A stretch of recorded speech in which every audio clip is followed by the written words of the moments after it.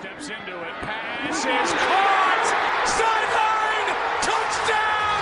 Unbelievable! Vikings win it!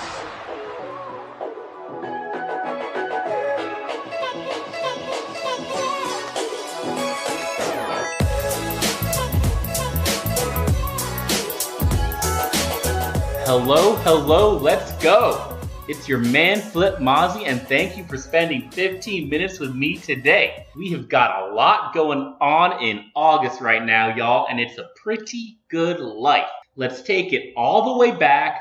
Randy Moss is in the Hall of Fame, baby. Stefon Diggs has all the money, $72 million, $40 million guaranteed, 15 in his pocket already, and he's a Viking through 2023. Stefon, go treat yourself now, but also try to learn about interests like they do on Hard Knocks. Oh, Minnesota, how I love thee. Let me count the ways.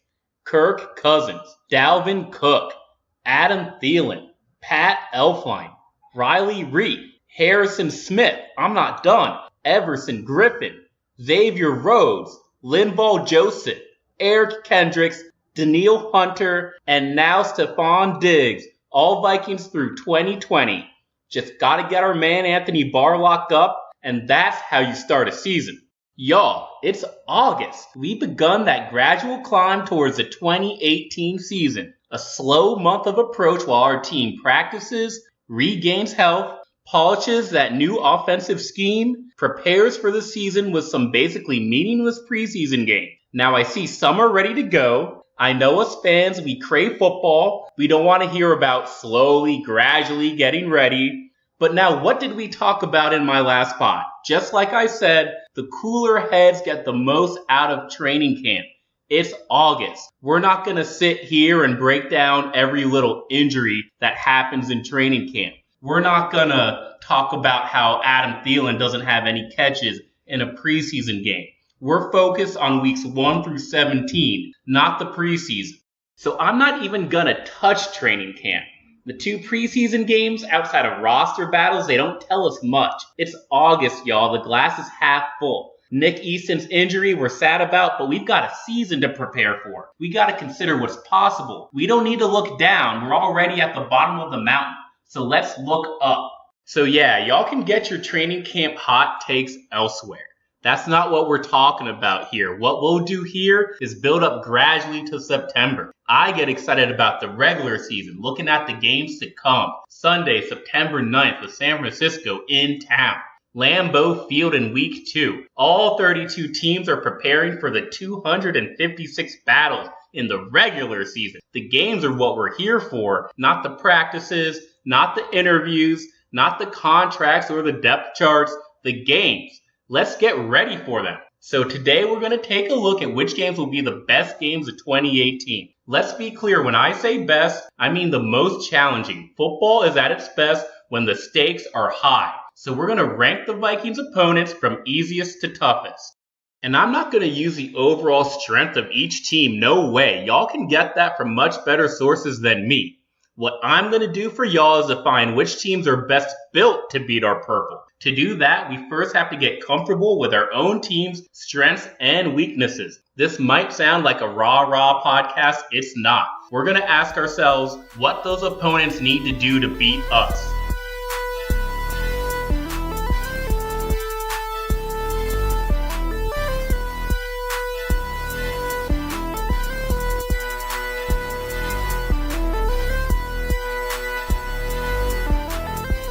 So how do you beat the Vikings? Football today starts with passing offense. Zimmer's pass defense is elite, a dominant third down defense that only allowed a 25% conversion rate in 2017. In terms of success rate, they're easily a top 10 unit and top 5 using DVOA.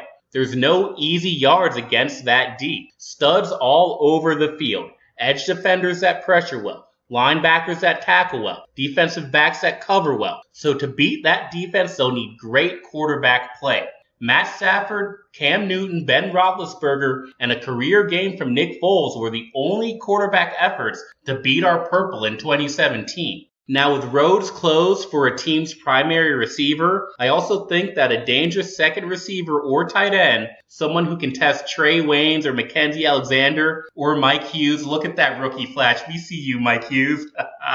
To beat this defense, opponents will need more than one legit receiver. It's almost a must as well. Martavis Bryant in Pittsburgh last year, Marvin Jones in Detroit, those are good examples of how secondary options can succeed against our D.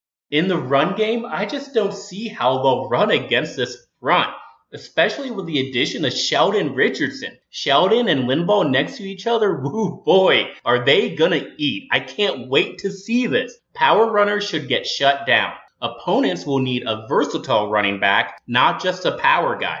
The 2017 Vikings ranked 5th in short yardage situations. They ranked 2nd in second level yards allowed. What opposing teams need is a running back who's a factor in the passing game.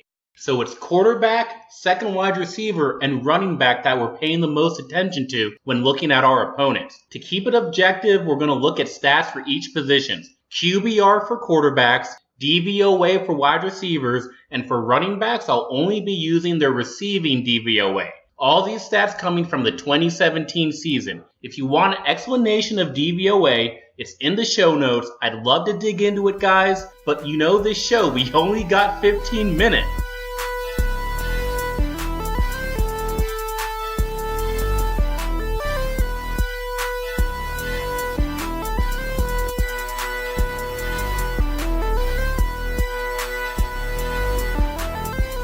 Now on defense, you could argue a team has more options against our Vikings O. There's a lot more unknowns on that side of the ball. A lot more moving pieces. Cousins, the new quarterback. Cook coming back from injury. Laquan Treadwell, what is he? But if I'm a defense, it's clear to me how I would attack the Vikings. First, in the passing game, Minnesota has talented receivers who are gonna win most battles. Kyle Rudolph is no slouch as a pass catcher either. Cousins can put up yards in droves in a clean pocket.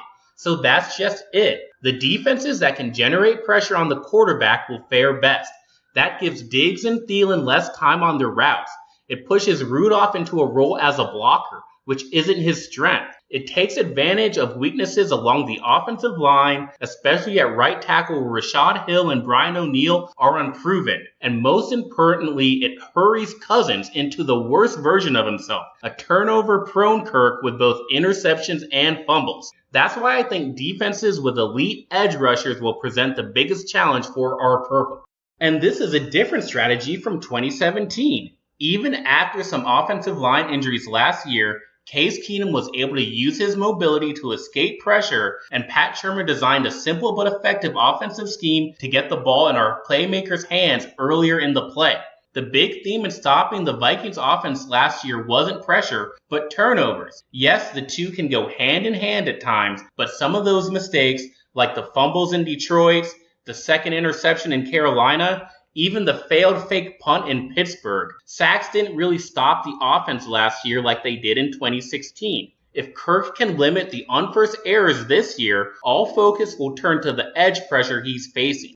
For the run game, I still gotta stay on the line. Dalvin Cook has incredible vision, and Latavius Murray steams through every yard available to him. Linebackers who tackle well could help curb that threat, but defensive tackles who can disrupt run plays early will be the true X factor. Overall, I'm looking for defenses that are well built up front, with linemen that can control both phases of the game. Football Outsiders has stats for these as well: adjusted sack rate and adjusted line yards. So we set the stage, now let's look at what each of our opponents have at those 5 positions and rank them.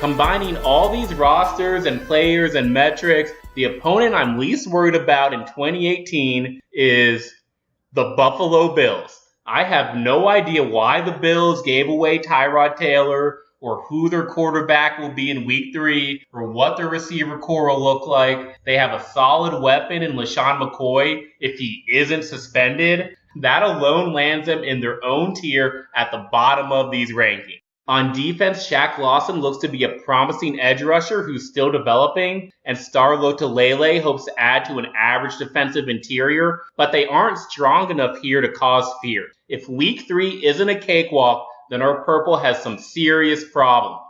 Next, we have the Tier 3 opponents, starting with the Chicago Bears.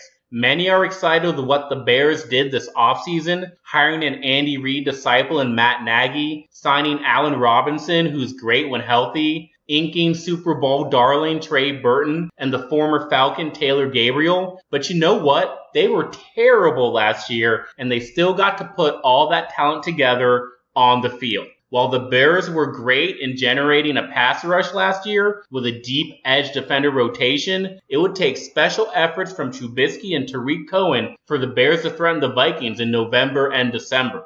It's a similar story with the Jets, the Dolphins, and the Seahawks. Sure, there are guys like Leonard Williams, Cameron Wake, and Kenyon Drake along the way, but these single stars shouldn't be enough to beat Minnesota.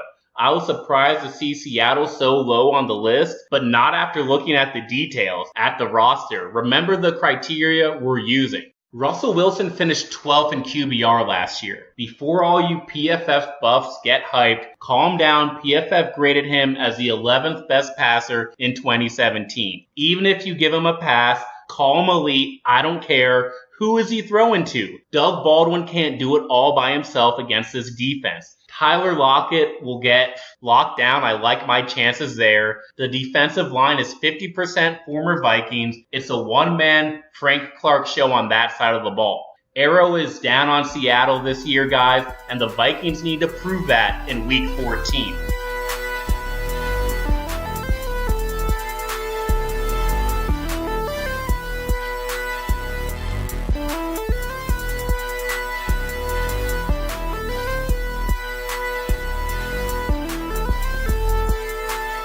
Now here comes the middle tier. If the Vikings are contenders, they should beat these teams. But let's be honest, games will be lost to some of the teams here. This group is a collection of solid football teams vying for the playoffs. Some of them will make the postseason too. Threats that should be dealt with but not be taken lightly. Starting with Week 1, coming in at number 8 on my rankings is the San Francisco 49ers. Led by Jimmy Garoppolo, the fiery 5-star veteran quarterback who's undefeated in a small sample size in the NFL.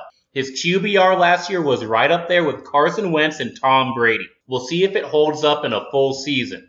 Also included in this group are our northern friends, the divisional rivals with Detroit at 7 and Green Bay at 5. Detroit features the offensive arsenal to compete with Minnesota's D, and they showed it last year during 2 games, 1 win by 7, 1 loss by 7. Matt Stafford does it year in and year out. Golden Tate and Marvin Jones should not be taken lightly, and Lions fans are excited about their third receiver, Kenny Golladay. Obviously, in Wisconsin, there's Aaron Rodgers to deal with, but regarding their receivers, Geronimo Allison, I'm not impressed. Whatever number Ty Montgomery wears, who cares? Where Green Bay threatens is actually on the defensive side of the ball. Green Bay quietly finished 9th in both line yards and sack rate in 2017. Kenny Clark and Mike Daniels are severely underrated, and they added Muhammad Wilkerson to their front. We will see trench battles in weeks 2 and 12. Don't ignore that Packers defensive line. You heard it here first. And there's a surprise team in this tier too. They come in at number 6. Between the Packers and the Lions is our good old friend Sam Bradford and the Arizona Cardinals. I say that jokingly, of course, because it's up to Sam to make it to week 6.